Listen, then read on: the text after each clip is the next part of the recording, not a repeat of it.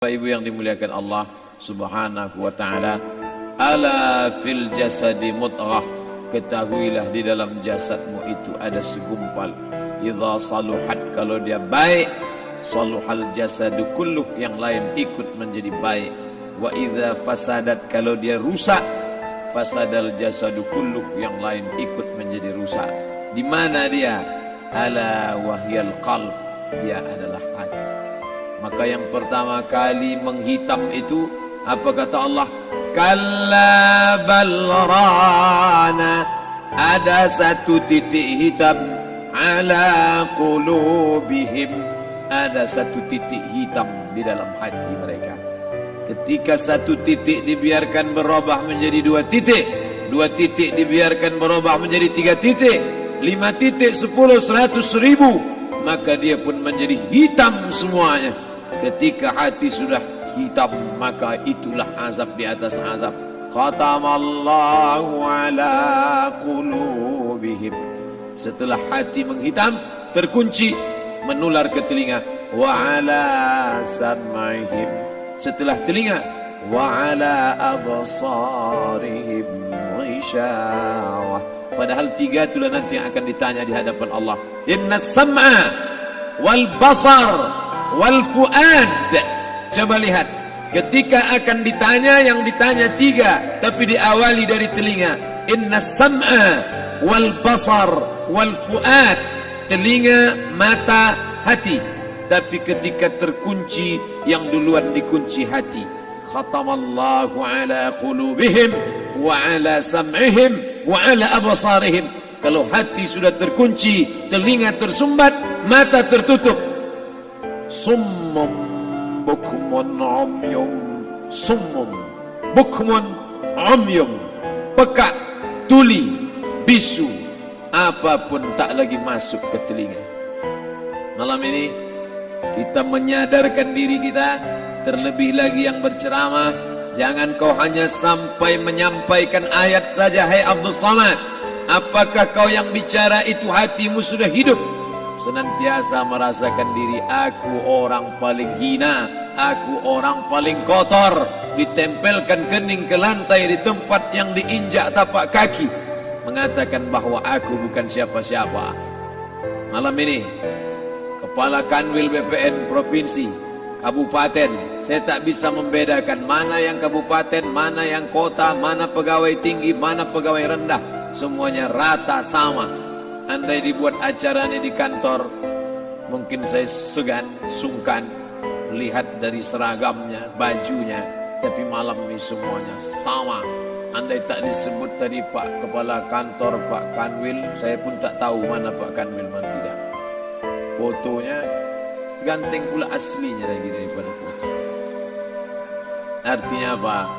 Bahwa kalau sudah masuk ke dalam masjid, ketika engkau merasa dirimu tinggi di atas, kau bukan apa-apa, karena yang paling tinggi di badanmu pun kau tempelkan.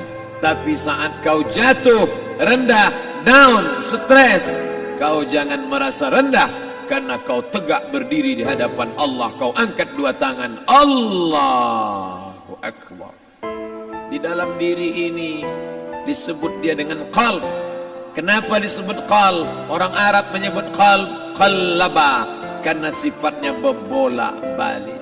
Pada saat selesai salat, astaghfirullahalazim, tidak ada yang paling bersih, dia bersih. Tapi pada saat petang sore hari, yusbihu mu'minan, paginya putih, bersih, tak bernoda. Wa yumsi kafiran, petangnya hitam.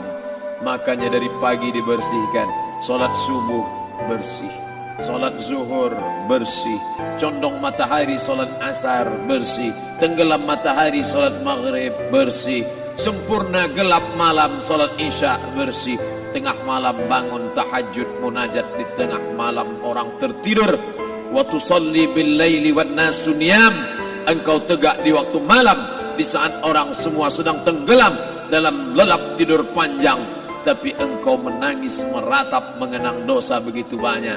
Sab'atun yuzilluhumullah, di antara 7 yang mendapatkan naungan Allah, yauma la zilla illa zilluh, hari itu tak ada naungan kecuali naungan Allah. Di antara yang mendapatkan naungan itu adalah rajulun zakarallah, orang yang berzikir, munajat, muhasabah diri di tengah malam, sunyi, sepi, fafadat ainahu, menetes air matanya. Berapa banyak sudah harta dititipkan Allah, berapa kupakai untuk zakat, wakaf, infak, sedekah, wasiat, hibah, ghanimah, harta rampasan perang di zaman Nabi. 7 harta yang akan menolong di hadapan Allah, 1 pun tak dipakai. Umur diberikan Allah 40, 60, 70. Berapa yang kupakai untuk menolong agama Allah? Berapa yang kupakai untuk mengingat Allah? Mata, tangan, telinga, kaki akan diminta tanggung jawab di hadapan Allah. Al-yawma nakhtimu ala afwahihim, mulut terkunci, wa tukallimuna aydihim, tangan akan bicara, wa tashhadu arjuluhum, kaki akan bersaksi di hadapan Allah. Siapa yang bisa menolong waktu itu? Kalau pernah tangan ini saat punya kekuasaan, 1 coretan tanda tangan bisa mempermudah urusan masjid. Sebutir kekuasaan yang dititipkan Allah bisa dipakai menolong agama Allah. Itulah yang akan menolong di hadapan Allah. Apa yang disampaikan malam ini, semua biaya pengurusan masjid 0. Itulah sesungguhnya yang akan menolong di hadapan Allah. Adapun harta yang disimpan, tabungan, deposito, tanah, rumah, kendaraan, semua akan tinggal menjadi harta warisan. Istri mengambil 1/4 kalau ada anak, kalau tak ada anak istri mengambil 1/8. 1 miliar 125 juta bulan untuk istri, kalau dia tak tahu hukum gono gini. Kalau dia tahu gono gini, dia tuntut ke pengadilan, dipotong lagi menjadi 2, 500 untuk dia. Dari yang 500 dapat lagi dia 75, 575 bulan untuk dia. Sisanya 425 diambil anak laki-laki 2 kali bagian anak perempuan. Lalu yang kita bawa mati apa? Dulu dibangga-banggakan, dihormati, dimuliakan. Yang kami muliakan Al-Mukarram, Al-Ustad. Tapi pada saat tiba masanya, yang kita bawa tak lain tak bukan, innallaha la yanzuru ila ajsamikum. Allah tak menengok badan, fisik, bentuk tubuh, baju. Ini sampulnya saja. Wala ila suwarikum, Allah tak menengok rupa, wajah. Walakin yanzuru ila qulub. Hati kamu yang bersih itulah yang kau bawa menghadap Allah Subhanahu wa taala. Yauma la yanfa'u malun, harta tak berguna, wala banun, anak tak bisa menolong. Harta tak berguna, anak tak mampu menolong. Illa man atallah, kecuali orang yang datang menghadap Allah biqalbin salim, dengan hati yang bersih, hati yang tulus, hati yang memercikkan cahaya iman, hati yang bersih dari hasad, busuk hati, sum'ah, riya, takabbur. Itulah yang menolong di hadapan Allah Subhanahu wa taala. Tulang, kulu, kulit, darah, lemak, sumsum akan menjadi santapan cacing tanah. Begitu besok pagi pintu kamar tak bisa diketuk, istri bolak-balik membangunkan tak terjaga, dipegang pipi sudah sejuk macam es batu, tanda jantung tak lagi berdetak, maka darah mulai berubah menjadi nanah, busuk. 1, 2, 3 hari kalau tidak disuntik formalin, jasad paling busuk jasad manusia, karena semua dia makan herbivora, tanaman saja. Tapi kita ini omnivora, semua masuk. Maka begitu mati, paling bagus orang Islam paling cepat dikuburkan. Selesai acara pemakaman, habiskah masalah, muncul masalah baru. Disitulah kita baru sadar. Apa kata Imam Ali radhiyallahu an? An-nasu niyam. Semua manusia waktu hidup itu tidur. Bapak tidur, ibu tidur, saya tidur. Semua orang waktu hidup itu tidur. Falamma matu, ketika dia mati, disitulah dia baru terjaga dari tidur panjang. Saat Israel mencabut nyawa, ditarikkannya adalah satu centapan yang kuat. Disitulah kita baru terjaga dari tidur panjang. Betapa aku meninggalkan salat, betapa aku tak berzakat, betapa dulu kekuasaan, aku lulus umur 30, pensiun 58, 28 tahun apapun tak pernah kubuat untuk agama. Sibuk membesarkan anak, sibuk mengurus warisan. Anak pun tak ingat dengan kita karena kita lupa menanamkan pendidikan agama di dalam otak kepalanya. Andai dulu pernah dia dibawa ke masjid, andai dulu pernah dia dibawa umrah, andai dulu dia dimasukkan SD IT, SMP IT, SMA IT, Islamic Boarding School, dibawa ke masjid, takkan dia lupa mendoakan selesai salat, Rabbighfirli wali walidayya warhamhuma kama rabbayani saghira. Harta yang banyak tak sempat menolong agama Allah, anak tunggal semata wayang tak sempat dididik agama, istri meninggalkan dalam keadaan stres susah hatinya karena dia tak diajarkan sabar menerima ridha ketetapan takdir Allah. Dan paling celaka, tak pernah anggota tubuh ini dipakai untuk berzikir, muhasabah, mengingat Allah. Tak pernah mata dipakai menengok Quran, kitab suci Allah. Tak pernah dipakai hati merenung sejenak, apa yang akan kubawa mati menghadap Allah Subhanahu wa ta'ala. Malam ini saya tak minta diajak ceramah tentang hukum zakat, hukum puasa. Saya tidak diajak tanya jawab apa hukum unjuk rasa besok tanggal 4. Yang ditanya adalah bagaimana kita merenung sejenak. Abdul Somad, engkau berhadapan dengan para pegawai Badan Pertanahan Nasional Provinsi Riau, berkumpul 12 kabupaten kota. Ini orang-orang ngurus tanah, dari dalam tanah naik ke atas tanah, ngurus tanah, ngurus tanah, ngurus tanah, masuk ke dalam tanah. Abdul Somad dari dalam tanah naik ke atas tanah, ceramah, ceramah, ceramah, ceramah, ceramah, masuk balik ke dalam tanah. Yang kau bawa apa? Baju koko tinggal, peci tinggal, pakaian kehormatan tinggal. Yang tentara belum pernah saya diundang. Ustadz besok datang takziah, bapak anu tentara meninggal, tahu-tahu kain kapannya loreng. Tak ada. Yang kau bawa kain tidak berjahit, disobek, kerak. Itu yang akan menyampul kulitmu yang selama ini kau dimandikan, dibersihkan oleh ibumu dulu 60 tahun yang lalu. Sampai masanya kau lupa kapan kau dimandikan dulu. Sekarang ruh melihat, disebut dia ruh karena dia raha ya ruhu ruh, seperti aroma semerbak yang datang pergi hinggap. Ruh sampai masanya dia datang masuk ke dalam jasad, ruh sampai masanya dia pergi meninggalkan jasad. Malam ini dimuliakan Al-Mukarram Haji Abdul Somad LCMA. Kenapa Abdul Somad ini dimuliakan? Karena ruh hinggap sejenak sebentar, sampai masanya besok pagi dia ruh keluar dari dalam tubuh ini. Anak yang katanya ayahku sayang, istri katanya kaulah abang, sampai masanya mereka tak lagi mau mendekat. Rumah itu saya yang buat, saya yang mengukurnya. Tapi begitu ruh sudah keluar dari badan, tidak satu pun semeter, sesenti, sejengkal, seasta ada tempat di rumah itu untuk jenazah bernama jenazah Abdul Somad. Dulu orang bertanya, rumah Ustadz Somad di mana? Hari ini orang tidak lagi bertanya, tak lagi menyebut nama. Orang sudah mengatakan kuburnya mana. Dulu kalau dia masuk masjid, didatangi orang, disalami orang, mahasiswa, anak-anak, remaja mencium tangannya sebagai tanda hormat.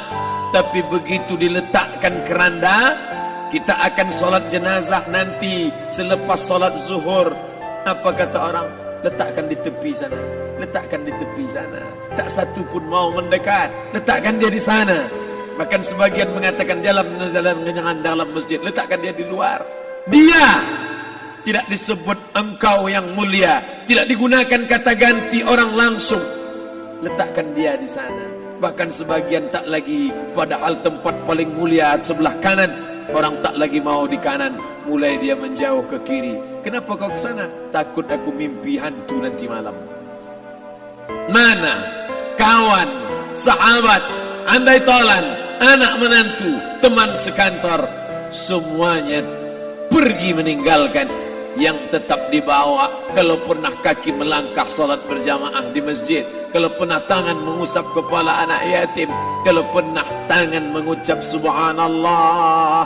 Nanti di akhir tausiah kita akan berzikir, munajat, muhasabah diri, berdoa, mengenang apa yang akan kita bawa menghadap Allah Subhanahu wa taala. Datang malaikat membawa kain kafan dari cahaya, akan menyambut ruh yang mulia. Hadis riwayat Ahmad bin Ambal dalam kitab Al-Musnad, turun malaikat berlomba-lomba membawa kain putih dari cahaya, menunggu ruh akan keluar. Ruh menetes seperti embun di ujung daun. Daun tidak bergoyang, ranting tidak patah. Ruh menetes pelan turun ke dalam kain kafan, dibawa malaikat ke pintu langit. Tak sabar mereka menyambut. Inikah dia yang selama ini berjamaah? Inikah yang dulu ketika dititipkan kekuasaan menolong agama Allah? Kam min masyhurin fil ardi walam yakun ma'rufan fis sama. Berapa banyak yang masyhur terkenal di bumi, malaikat tak mengenal dia. Ini roh siapa? Tapi ini bukan LCMA, dia bukan ustaz, dia bukan ulama, tapi imannya dalam. Kekuasaan dipakai menolong agama Allah. Ruhnya keluar di bawah, semua malaikat mengucapkan salam. Inilah orang yang selama ini kami tunggu-tunggu, catatannya sudah lama. Setiap pagi petang malaikat subuh membawa catatan namanya, malaikat malam membawa catatan namanya. Kami merindukannya. Begitu orang-orang yang masyhur di langit tapi tak dikenal makhluk bumi. Tapi ada sebaliknya, yang rohnya disentapkan, ditarik malaikat dengan begitu tarikan yang sangat kuat. Nabi bertanya saat Isra Mi'raj kepada mereka yang sudah mati ribuan tahun yang lalu, apa yang kalian rasakan? Yang satu mengatakan seperti tebasan pedang di tempat yang sama beratus kali. Yang satu mengatakan seperti kambing yang dikuliti hidup-hidup. Yang satu mengatakan seperti mata kail pancing ditarik dari kulit yang basah. Maka kita berdoa setiap selesai salat, Allahumma hawwin alaina, ringankan kami ya Allah, fi sakaratil maut, di saat sakaratul maut yang amat sangat menyakitkan itu. Dan mereka yang pergi tak pernah kembali, mereka yang mati tak pernah bercerita, kecuali hanya kepada Sayyidina wa Maulana Muhammad sallallahu alaihi wasallam. Di saat malam pertama di tempat yang gelap, di tempat yang tak pernah diimpikan oleh orang, tapi kita tetap melewati dan merasakannya. Perlahan-lahan cacing tanah, ular-ulat kalajengking akan menggerogoti kulit yang selama ini dimandikan, selama ini dipakaikan sampo yang mahal, selama ini dioleskan pelembab yang lembut. Tapi ternyata sebelum roh keluar jasad, setelah keluar dia hanya akan menjadi santapan cacing tanah, hancur berkeping hari demi hari. Yang pertama kali membusuk adalah mata, karena dia berisi cairan. Cairan ini mengering, busuk dan berlubang. Lalu kemudian usus sebulan di dalam tanah, mulai dia menggelembung masuk angin dan dia meletus pecah. Cacing-cacing tanah mulai datang menggerogoti, memakan. Habis lemak, tulang, kulit, bulu, sumsum, darah, jantung, empedu, limpa, buah pinggang. Habis semuanya, tinggal tulang-tulang yang memutih, dimakan oleh tanah, ditelan oleh massa, sampai akhirnya Asi bin Wa'il membawa tulang yang kering itu kepada Nabi Muhammad, baginda Sayyidina wa Maulana Muhammad. Ya Muhammad, ayuhi rabbuka hadzal idham, sanggupkah Tuhanmu menghidupkan tulang yang kering ini? Nabi diam tak menjawab, sampai akhirnya datang Jibril alaihi salam membawakan wahyu. Qul, katakan kepada dia. Ayat ini dibaca malam Jumat, Bapak Ibu semua hafal. Kita baca, Qul yuhyiha allazi ansha'aha awwala marrah wa huwa bikulli khalqin alim. Jangan lupa subscribe, like and share. إن الله وملائكته